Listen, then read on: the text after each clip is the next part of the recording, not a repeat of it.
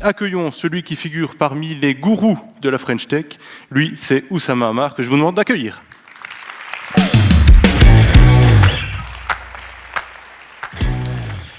Bonjour, merci pour cette invitation. Je suis très heureux de revenir au Luxembourg. Alors, comme il a été dit, je dirige une société qui s'appelle The Family. The Family, on fait ça maintenant depuis 7 ans. On est à Londres, Paris, Berlin et Bruxelles depuis pas longtemps. On a préféré Bruxelles au Luxembourg, je suis désolé, comme première implémentation dans le coin. Depuis 7 ans, on accompagne des startups et on apprend plein de choses sur ce qui fait être entrepreneur. Et je pense que ce soir, ce qui est important pour vous, c'est que je partage avec vous les quelques leçons qu'on a apprises au cours de ces 7 dernières années. Alors, la plupart de ces leçons, elles sont contre-intuitives, au sens où souvent, elles choquent l'image qu'on se fait des entrepreneurs, et pour une raison assez simple, c'est qu'on a une vision très romantique de ce qu'est l'entrepreneuriat. L'entrepreneuriat, c'est surtout raconté par des gens qui n'ont jamais été entrepreneurs. C'est un peu une caractéristique de tout ce qui est nouveau. C'est souvent mystérieux, c'est souvent storytellé, et évidemment, c'est un peu comme la politique et les saucisses, il ne faut pas trop raconter les détails, sinon ça dégoûte. Pourtant, les startups, c'est un phénomène qui est global. Maintenant, tout le monde veut devenir entrepreneur. Moi, je l'ai vu au cours de ma vie. Quand j'avais 16 ans et que je disais à mon beau-père de l'époque que j'étais entrepreneur, il me disait « Je sais, c'est tellement dur de trouver un travail. » Et aujourd'hui, il regrette que je ne suis plus avec sa fille. Donc, il se passe des vrais changements dans la société. Tout le monde a envie que son enfant devienne entrepreneur. Les entrepreneurs ont des statuts un peu de rockstar, avec tous les excès des rockstars. Par exemple, on l'a vu avec le CEO de WeWork, qui est un feuilleton à lui-même, qui va sans doute gagner plus d'argent sur le film fait sur lui que l'EBITDA que WeWork ne générera jamais. Donc les startups, c'est mystérieux, parce que de l'extérieur, on a l'impression que c'est dirigé par des gens fous qui ne savent pas ce qu'ils font et qui prennent des décisions irrationnelles. Évidemment, le diable est dans les détails, les gens sont rarement irrationnels. Il faut juste comprendre quelle est la structure des intérêts et qu'est-ce qui amène les gens à faire des startups. Alors, déjà, à la base de tout, il y a un entrepreneur et pas des idées. La vision romantique qu'on a de la startup, c'est que tout démarre avec quelqu'un qui a une idée. Alors moi, il y a ce proverbe de Picasso que j'aime beaucoup, c'est les grands artistes copient, les génies volent. Et c'est un peu la même chose avec les entrepreneurs. Les grands entrepreneurs copient, les génies volent. Au sens où, quand vous êtes entrepreneur, vous vous appropriez les idées des autres et vous en faites votre idée. Souvent, avoir une idée, c'est pas très intéressant. La réalité est toujours très dure avec les idées. La probabilité d'avoir une idée qui est juste du premier coup est pratiquement de zéro. Et de ce point de vue-là, un entrepreneur se rapproche beaucoup plus d'un artisan que d'un scientifique ou d'un chercheur ou d'un homme Eureka qui trouverait une vision et qui n'aurait plus qu'à l'appliquer. D'ailleurs, si vous regardez pourquoi on a une telle vision romantique de l'entrepreneuriat, c'est sans doute parce que le cinéma a beaucoup de mal à représenter le process entrepreneurial. Si vous regardez des films comme Le Founder ou The Social Network ou etc., c'est toujours des gens qui écrivent des formules mathématiques sur un tableau en ayant l'air très profond et en se disant « voilà, ça va devenir un business ». Évidemment, si on montrait la vraie vie des entrepreneurs à coder 18 heures par jour en mangeant des ramen, ça serait beaucoup moins cinématographique et beaucoup moins intéressant. Alors, à la base de tout, il y a un entrepreneur et cet entrepreneur, il a des motivations. Il faut comprendre les motivations profondes de pourquoi les gens deviennent entrepreneurs. Et c'est là où, sans doute, il y a un petit conflit entre les pouvoirs publics et les entrepreneurs. Dans beaucoup de pays, les pouvoirs politiques ont commencé à être obsédés par l'entrepreneuriat, notamment en France, pays que je connais très bien, parce que c'est une bonne alternative au chômage. Entre avoir des gens qui font rien au chômage ou des gens qui font rien en tant qu'entrepreneurs, autant qu'ils soient auto-entrepreneurs. Et évidemment, cette incitation a amené beaucoup de gens à être entrepreneurs, a donné une situation où les pouvoirs publics ont pensé que aider les gens à démarrer et être entrepreneurs, c'était la chose la plus importante. De mon expérience, et la première leçon contre-intuitive de The Family, c'est que démarrer, c'est la chose la plus simple au monde. Démarrer, c'est pas quelque chose qui prend beaucoup d'énergie à un entrepreneur, parce que ça demande juste une qualité que très peu d'entrepreneurs ont, c'est le courage. Si vous avez besoin de babysitter les gens, si vous avez besoin de les tenir par la main, si vous avez besoin de leur enlever tout le risque et tout ce qui fait qu'un entrepreneur est skin in the game, eh ben déjà vous l'avez dénaturé et vous n'avez plus un entrepreneur, mais une sorte d'assisté qui ne fera jamais rien. Et alors, c'est assez prédictif, on le voit notamment en France sur les financements publics. Nous, à The Family, on tape très très dur sur les financements publics, non pas parce que les financements publics ont quelque chose de mal en soi, après tout c'est de l'argent, mais simplement parce que l'argent public a du mal à être considéré avec le même niveau de stress qu'un argent privé. Et ça fait que les entrepreneurs ont l'impression d'avoir de l'argent gratuit. C'est une expression qu'on entend très souvent en France. C'est pas très grave, c'est de l'argent de la BPI. La BPI, c'est notre banque publique d'investissement. Et en fait, ça crée un environnement dans lequel les entrepreneurs ne prennent pas au sérieux le fait que leur métier est de rendre leurs investisseurs plus riches qu'ils ne le sont déjà. Et cette incitation, ce skin in the game, est très très important à un écosystème entrepreneurial sain. Si vous voulez un écosystème entrepreneurial sain, il faut réfléchir à pourquoi les gens veulent devenir entrepreneurs. Alors, il y a deux grands moteurs qui aident les gens à devenir entrepreneurs. Il y a l'absence de choix et l'ego. D'un côté, vous avez tous les entrepreneurs qui n'ont pas trop le choix. Alors, par exemple, moi, je fais partie de cette catégorie. C'est une catégorie que je comprends assez bien. Je m'appelle Oussama, j'ai grandi à Tours. À un moment, si je voulais faire partie de l'élite, j'ai compris que ça n'allait pas passer par l'ENA. C'était pas une option viable. Donc, j'ai simplement commencé à gagner ma vie et à gagner de l'argent. Et j'ai commencé à faire des choses simplement pour être libre. Cette volonté de liberté, cette volonté de rébellion, elle a un impact culturel. On ne peut pas être un rebelle et de l'autre côté aimer remplir des dossiers. On ne peut pas être rebelle et de l'autre côté penser qu'on va passer sa vie à aller soumettre et aller faire la politesse dans des cocktails. On ne peut pas être rebelle et de l'autre côté aimer tout ce que les institutions publiques et les autorités ont tendance à aimer dans l'entrepreneuriat. C'est ce que nous, à The Family, on qualifie l'entrepreneuriat bac à sable. C'est comme quand vous mettez un enfant dans un bac à sable et que vous lui dites qu'il est libre. Il est libre tant qu'il ne prend pas du sable et qu'il ne le jette pas dans la tête des parents. Dès qu'il commence à faire ça, il est un sale gosse. D'ailleurs, c'est pour ça qu'en France, on est une startup nation, on parle de la French Tech, mais par contre, on ne supporte pas les VTC. On est une startup nation, mais par contre, on a interdit la plupart des fintech. On est une startup nation, mais on ne peut pas supporter l'idée que les blockchains remplacent les banques, etc., etc. Parce que, évidemment, l'idée de startup est enthousiasmante, mais les conséquences de la startup, elles, sont beaucoup plus dures. Et pourquoi ? Parce qu'une startup, à un moment, si elle fait quelque chose d'important, si elle fait quelque chose de nécessaire, eh ben forcément, elle bute quelqu'un en chemin. Vous ne pouvez pas faire quelque chose qui change la façon dont les choses sont faites et que ça ne dérange les intérêts de personne. Le deuxième moteur pour les entrepreneurs, c'est l'ego. Alors l'ego, c'est un moteur qui est à double tranchant. Les entrepreneurs qui sont portés par l'ego, ils ont une force incroyable, c'est qu'ils mettent leur nom en jeu et ils ont envie d'être les meilleurs. C'est pour ça qu'il y a des gens qui travaillent très très dur pour être dans la liste Forbes, des 400 personnes les plus riches au monde. Vous vous doutez bien que de passer de 380 personnes les plus riches du monde à 379, ça change rien à votre niveau de vie. À moins d'être vraiment très très très très créatif, il y a un moment, l'argent, ça ne sert plus à rien. Mais en fait, il y a une force de l'ego. Être plus riche que les autres, c'est une façon plus rationnelle et objective de dire que vous êtes plus intelligent que les autres. Et cette force, elle porte le fait que des gens aient envie de travailler au-delà du nécessaire, au-delà du raisonnable, et sont prêts à mettre leur vie et leur énergie en jeu. Et c'est ce qu'on oublie souvent à propos de l'entrepreneuriat, c'est que l'entrepreneuriat est un milieu malsain. Malsain dans le sens où l'effort nécessaire à créer quelque chose de zéro dépasse très souvent de loin le prix que les gens sont prêts à payer. Et c'est finalement ça le sujet à propos de l'entrepreneuriat. À The Family, on dit « anyone can be an entrepreneur » parce que c'est l'idée que tout le monde peut devenir un entrepreneur. On ne sait jamais d'avance qui va devenir un entrepreneur, mais très peu de gens deviennent effectivement entrepreneurs parce que très très peu de gens sont prêts à payer le prix.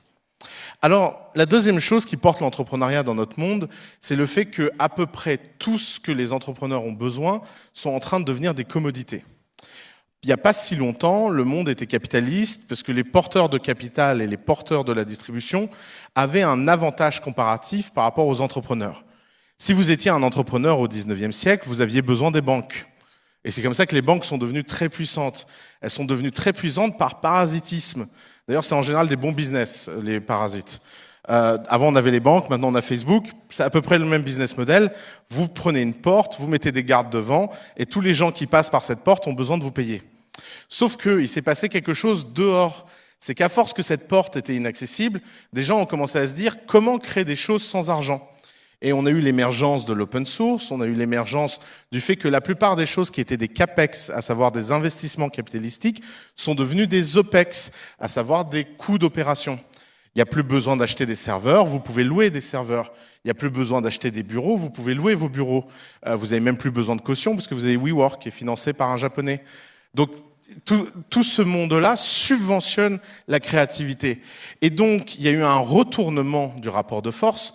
Aujourd'hui, c'est plus les porteurs de projets qui se battent pour le capital, c'est le capital qui se bat pour quelques porteurs de projets. Et c'est ce qu'on a tendance à oublier dans le monde des startups. C'est que les startups les plus efficaces du monde utilisent très peu d'argent. Il y a une histoire journalistique qu'on vous raconte tous qui est de dire que les startups sont une gabegie.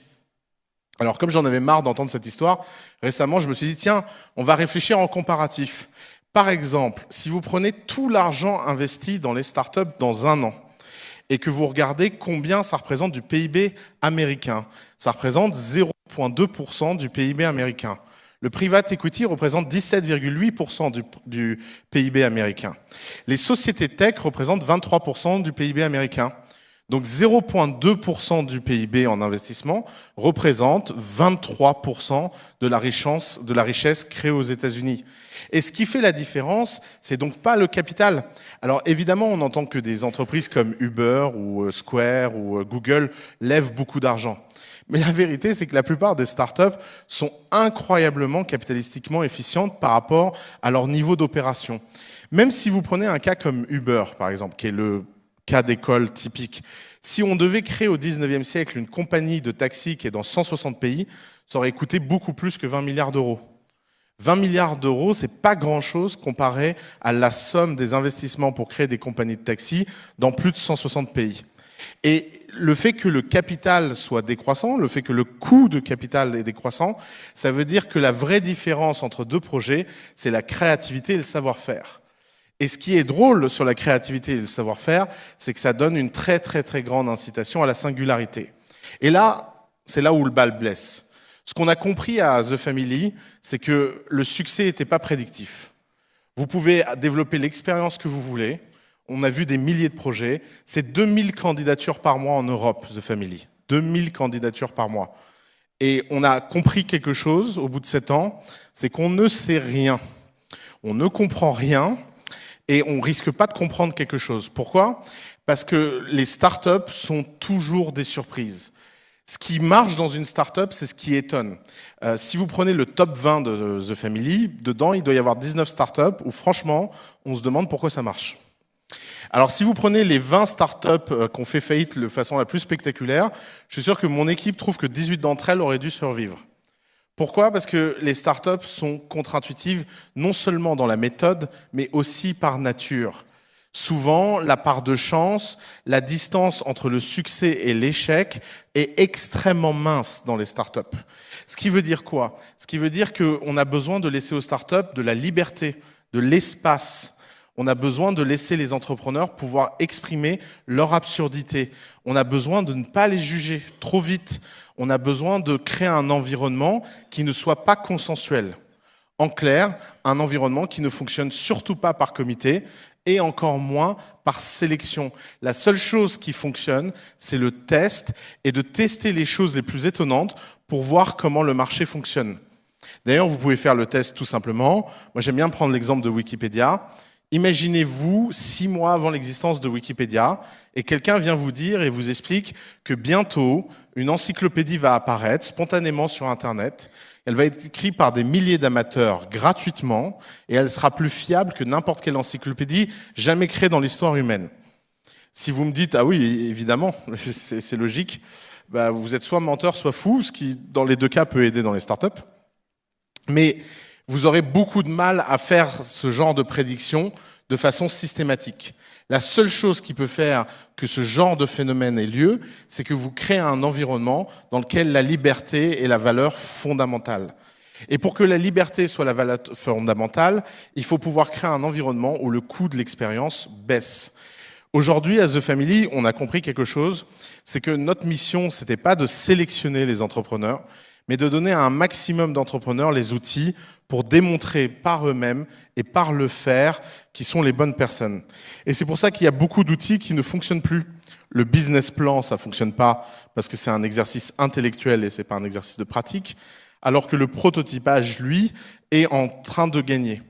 Et la vraie séparation dans ce monde, elle n'est plus entre les gens qui pensent des business plans et qui sont créatifs par les idées, mais elle est entre les gens qui sont capables de faire et d'apprendre tout ce qu'ils ont besoin d'apprendre pour réaliser leur projet. Merci beaucoup.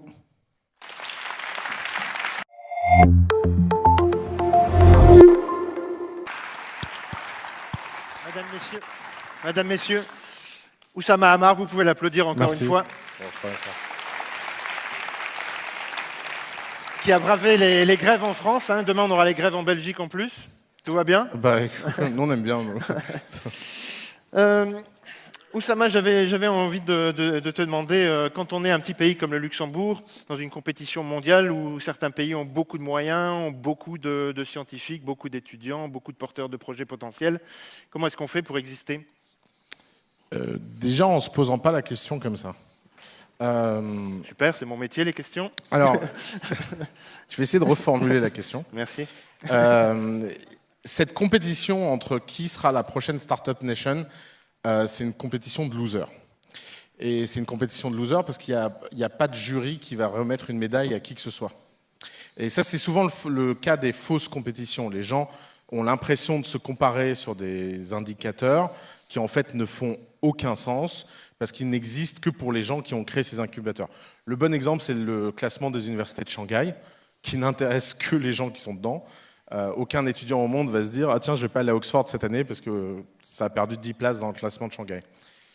Alors, le sujet, il est plutôt de se dire comment on fait pour que le Luxembourg soit un endroit prospère dans les 30 années qui viennent et soit pas une colonie de l'Empire. C'est une question plus intéressante, en fait. Et donc, en fait, pour la plupart des pays, c'est plutôt un sujet de développement de leur singularité et de leur richesse, qui sont les gens, et de comprendre qu'en fait, on n'est plus dans un monde où il y a besoin de beaucoup de gens. La Chine est un cas assez intéressant pour ça. Parce que la Chine a un rapport brute force à la technologie, mais il n'y a rien de très enthousiasmant qui est sorti de Chine. À chaque fois que je dis ça, les gens sont horrifiés, mais c'est factuellement vrai. Il n'y a aucune technologie chinoise qui est vraiment sortie de Chine, et il n'y a pas grand-chose que la Chine a produit avec cette technique de mettre beaucoup de gens sur un problème. Pourquoi? Parce que c'est un sujet de singularité. Or, la singularité, ça commence quand on arrête de se comparer aux autres. C'est un peu comme se dire qu'on va passer des bonnes vacances parce qu'on compare ces vacances aux vacances Instagram. En fait, quand vous regardez Instagram, vous regardez surtout la capacité des gens à prendre des photos. Vous ne connaissez pas la réalité de leurs vacances. C'est un peu la même chose quand vous réfléchissez en termes de Startup Nation. C'est que vous regardez surtout la capacité des pays à se marketer, pas à faire que les gens soient prospères et heureux.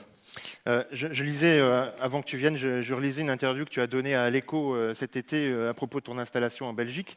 Une interview qui était quand même assez dure pour l'écosystème belge, puisque grosso modo, tu disais les startups belges, c'est rien du tout. Et surtout, ce qui est plus intéressant dans la question de la singularité, c'est les pouvoirs publics ne doivent pas accompagner le mouvement, ils doivent plutôt rester à l'extérieur de ça.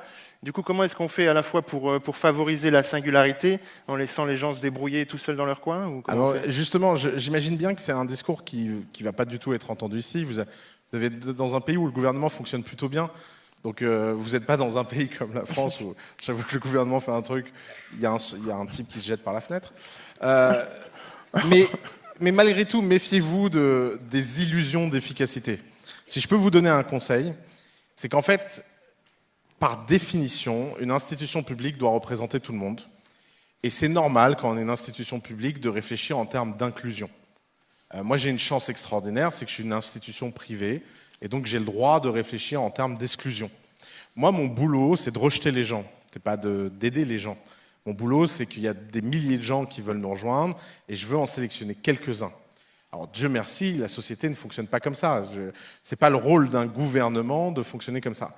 Et c'est pour ça que je pense que le rôle d'un gouvernement doit être plutôt de créer les conditions de l'émergence des startups que de s'exprimer sur la sélection des startups en elles-mêmes. Donc c'est pour ça que je me méfie souvent des pouvoirs publics, parce que le problème des pouvoirs publics, c'est qu'ils sont holistiques par nature, parce que dès qu'ils commencent à s'occuper d'un sujet, ils ont envie de tout faire, et notamment parce qu'ils ont beaucoup de pouvoir, et ils ont l'impression de bien faire. D'ailleurs, les gens prennent toujours très mal quand je dis ça, parce que les gens se disent « mais pourquoi ils m'insultent ?» Mais en fait, c'est un sujet de nature. Si vous travaillez dans un gouvernement, si vous êtes fonctionnaire, je suis désolé de vous le dire, mais vous ne savez pas ce qu'est le risque. Mais c'est pas grave, c'est pas contre vous. C'est comme si vous avez jamais été à la mer et que vous avez jamais nagé, vous n'allez pas aller donner des cours de piscine. Ça viendrait à l'idée de personne d'apprendre à nager avec un type qui sait pas nager. Je comprends pas pourquoi les entrepreneurs adorent aller prendre des conseils pour aller nager auprès de types qui n'ont jamais nagé de leur vie, qui ne nageront jamais, qui en plus n'ont pas envie de nager. C'est dur, hein. Donc évidemment, et je tiens à le dire, parce que je tape beaucoup sur ce pauvre gouvernement français, les premiers responsables sont les entrepreneurs. Je veux dire, si l'entrepreneuriat en France est tellement aidé par l'État, c'est parce que les entrepreneurs français passent leur temps à geindre et réclamer l'intervention de l'État. Je veux dire, si les entrepreneurs eux-mêmes disaient « laissez-nous tranquilles, on se débrouille très bien tout seul », merci beaucoup, l'État ferait autre chose. C'est pas comme si l'État manquait de sujets. Hein. Enfin, j'ai l'impression que peut-être qu'on pourrait profiter de cette thématique puisque Sacha est avec nous et merci Sacha d'être avec nous ce soir. Comment toi, dans le privé avec The Family, tu fais pour sélectionner les startups que finalement tu vas retenir chez toi? Quel genre de conseils on pourrait donner à un acteur qui est public? Qu'est-ce qu'il pourrait appliquer comme technique qui marche chez toi? Comment tu retiens une startup? Je viens de dire tout l'inverse quand même. Ah. En fait, je viens de dire que c'était pas possible, je suis désolé. Zut. Et je vais le reformuler autrement, comme ça peut-être que la deuxième fois... Merci. J'ai du mal. C'est la lumière. Tu vas le prendre. mais en fait, le sujet, c'est que moi, je suis skin in the game. On n'a pas pris d'argent public, c'est mon argent. Quand je passe du temps sur quelqu'un qui sert à rien, ma punition, elle est immédiate. Et le fait que cette punition soit immédiate, ça change beaucoup l'énergie. Moi, j'ai pas de patience avec les gens parce que je me dis que mes vacances Instagram vont pas s'améliorer s'ils se bougent pas, quoi. Donc il y a quand même un alignement d'intérêts. Si tu travailles dans un gouvernement, à la fin du mois, tu as ton salaire, quoi qu'il arrive. Et c'est pas une mauvaise chose, c'est le rôle du gouvernement. Mais je comprends que les logiques sont pas les mêmes, mais c'était pas ça ma question. Ma question, c'était comment tu fais, toi, pour garder un projet? Sur quoi tu gardes un projet? Pendant ton pitch, tu disais le business plan, ça sert plus à rien. Si les mecs ne surprennent pas, ça... Justement, il n'y a pas de règle, c'est notre instinct. Et notre instinct, il est alimenté et entraîné par le fait qu'on soit skin in the game. Et le fait d'être skin in the game, ça change tout. Parce que la façon de prendre les décisions est plus la même. Elle est même plus rationalisable. Elle est fondée simplement sur le fait que si on ne prend pas les bonnes décisions, on le paye cher. Comment tu mesures ton succès à The Family ou ton échec? Nous, on a une seule métrique qui est la valeur de notre portefeuille annuel. D'accord, c'est les sociétés qui réussissent ou pas? Exactement. Ouais. Qu'est-ce que tu regardes comme développement de technologie ici à Luxembourg? Ces derniers temps, on parle de nos startups qui sont actives surtout dans la blockchain et plutôt dans le domaine financier, donc les Tokenive, VNX, Appla Blockchain et tout ça. Qu'est-ce que tu regardes comme développement technologique? Qu'est-ce qui t'intéresse, toi, en voyant toutes ces startups? Qu'est-ce qui te surprend? C'est ça la vraie question, c'est qu'est-ce qui te surprend? Alors moi, je suis très très mauvais client de ça, je suis désolé. Bon. Moi, la techno, ça me gonfle. Okay. Je vous le dis. En fait, on fait l'interview désagréable. non, mais la techno, la techno, ça me gonfle parce que j'ai remarqué d'expérience que la techno, ça ressemble beaucoup à la chamanerie. En général, il n'y a que les gens profanes qui sont fascinés. D'ailleurs, toute technologie a l'air d'être de la magie tant qu'on la comprend pas. Hein, c'est le principe même de la techno. Je pense que les premiers chamans sont des mecs qui ont découvert des trucs, ils se sont mis des plumes en se disant que c'était plus sympa que d'aller expliquer ce qui se passait. Parce que quand on n'explique pas, on a du pouvoir. Et d'ailleurs, les nouveaux chamans sont les développeurs qui parlent n'importe comment. Enfin, vous allez à un congrès de développeurs et vous les écoutez parler, vous leur mettez des plumes, ça devient crédible. Hein. C'est vraiment... Donc, moi, ce qui m'intéresse, c'est les gens. C'est qu'est-ce que les gens ont. Par exemple, pourquoi je suis intéressé par la blockchain?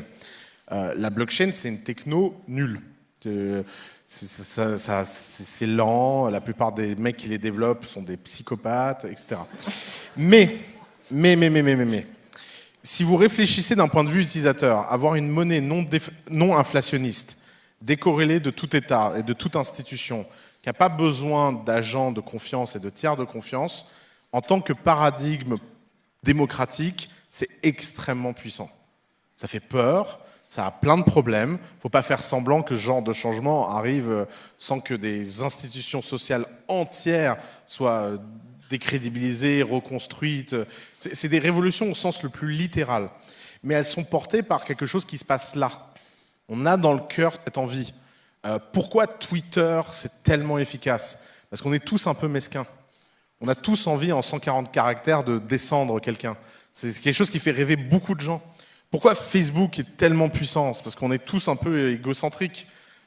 Évidemment que quand Facebook nous a donné des pouvoirs pour être le plus égocentrique possible, on a trouvé ça formidable. Et d'ailleurs, on a un test à The Family, ça s'appelle le test des 7 péchés capitaux. Vous prenez 7 péchés capitaux et vous regardez si un produit améliore l'un des 7 péchés. Si c'est un péché, c'est une boîte qui vaut 10 millions. Si c'est les 7 péchés, ça vaut 100 milliards. Ça marche à tous les coups. Vous pouvez faire le test, vous verrez sur toutes les boîtes. Alors évidemment, c'est pour ça qu'il faut éduquer les gens. C'est pour ça que je pense que les entrepreneurs, quand on demande à Facebook d'aller sauver la planète, c'est stupide. Facebook va sauver personne. Ce qui va sauver les gens des fake news, c'est que les gens soient moins idiots. Et ça, c'est le rôle de l'école. Et je pense que les gens de la tech aiment bien expliquer que l'école, ça sert à rien. Je vous assure que l'école, ça sert à quelque chose. Vous allez voir, quand massivement les gens vont plus aller à l'école, on va vite le regretter, cette transition-là. Mais évidemment que les boîtes de la tech est juste un outil. Et dès que les gens commencent à être fascinés par la tech, ça donne des katas. Alors le bon exemple de ça, on a une blague à The Family, ça s'appelle l'intelligence artificielle. Alors, toutes les boîtes d'intelligence artificielle qui ne savent pas ce qu'elles font mettent beaucoup de champs à expliquer qu'elles font de l'intelligence artificielle. Parce qu'en fait, la plupart des gens n'ont pas vraiment besoin d'intelligence artificielle. Apple l'a vu avec Siri. Je veux dire, qui dans cette salle utilise Siri pour autre chose que le minuteur quand il cuisine? Qui est le seul cas réussi de l'intelligence artificielle de Siri. C'est de reconnaître que vous avez besoin d'un minuteur. Et l'usage, c'est quelque chose qui porte. Parce que quand vous avez besoin d'un usage, c'est d'un seul coup, la techno n'est qu'une réponse à cet usage. Et donc, nous, ce qui nous obsède, c'est de vraiment comprendre la nature humaine. Moi, je pense que mon métier se rapproche beaucoup plus de regarder dans l'âme des gens et dans le cœur des gens et de voir la différence entre ce qu'ils disent et ce qu'ils font, parce qu'on est tous hypocrites, on a tous envie de croire qu'on est quelqu'un d'autre que qui on est réellement. Et mon métier, c'est de voir qui sont les gens réellement et de trouver des technologies qui les aident à être un peu plus eux-mêmes. Quelle est la start-up ou le projet qui n'est pas dans ton portefeuille et tu te dis merde, ça j'aurais voulu l'avoir? Il y en a tellement, mais ça c'est vraiment une comme ça pour qu'on comprenne un peu le genre de truc qui te fait kiffer, quoi. Nous, qu'est-ce qu'on a raté? Alors moi, il y a longtemps, j'ai raté Uber. Du coup, tu viens en train. Voilà, d'ailleurs, c'est pour ça que je suis là aujourd'hui. Si j'avais investi 50 000 € dans le premier tour d'Uber, ça vaudrait 5 milliards. Je peux vous dire, je ne viendrais pas parler ici si je valais 5 milliards. Non, je rigole, je viendrai quand même. La boîte récente qu'on a eu le plus gros regret, c'est une boîte qui s'appelle Vodou dans les jeux vidéo en France, en plus qui a été fondée par un ami à moi, donc c'est vraiment... Des fois, on est bête quand même. Mais je lui dis que franchement, les jeux vidéo, je comprenais rien. Mais franchement, maintenant, j'y joue beaucoup à ces jeux et je me dis que c'était pas si dur que ça à comprendre. Je sais pas ce qui m'a pris ce jour-là. Mais c'est le problème des startups, c'est que vous avez un type qui vous dit qu'il va faire des jeux vidéo et vous dites bah ouais. Puis après, il fait 300 millions de bénéfices l'année d'après. Et vous dites mais qu'est-ce qui s'est passé, quoi? Mesdames, messieurs, Oussama Hamar, on va laisser la place à nos start-upers qui nous attendent. Passez une bonne soirée.